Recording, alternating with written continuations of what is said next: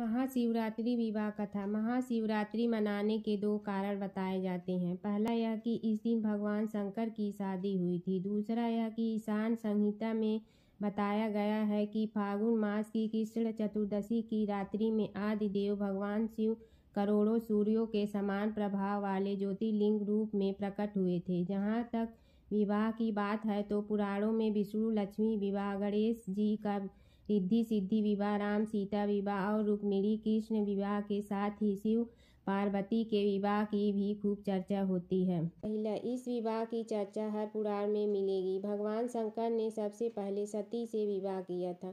यह विवाह बड़ी कठिन परिस्थितियों में हुआ था क्योंकि सती के पिता दक्ष इस विवाह के पक्ष में नहीं थे। हालांकि उन्होंने अपने पिता ब्रह्मा के कहने पर सती का विवाह भगवान शंकर से कर दिया।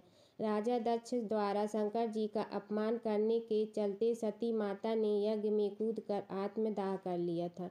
दूसरा, इसके बाद शिव जी घोर तपस्या में चले गए। सती ने बाद में हिमवान के यहाँ पार्वती के रूप में जन्म लिया। उस दौरान तारकासुर का आतंक था। उसका वध शिव जी का पुत्र ही कर सकता था, ऐसा उसे वरदान था। लेकिन शिव जी को तपस्या में लीन थे।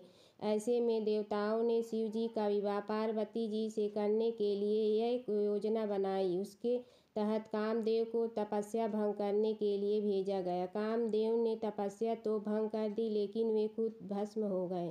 तीसरा, देवताओं के अनुरोध और माता पार्वती की तपस्या से प्रसन्न होकर बाद में शिव जी ने पार्वती से विवाह किया। चौथा, इस विवाह में शिव जी बारात लेकर पार्वती जी के यहाँ पहुँचे। कहते हैं कि शिव जी की बारात में हर तरह के लोग, गण देवता, दानव, दैत्य आदि कई थे। शिव जी पशुपति हैं, मतलब सभी जीवों के देवता भी हैं, तो सारे जानवर, कीड़े मकोड़े और सारे जीव उनकी शादी में उपस्थित हुए। यहाँ तक कि भूत पिशाच और विपत्ति लोग भी उनके विवाह में मेहमान बनकर पहुँचे।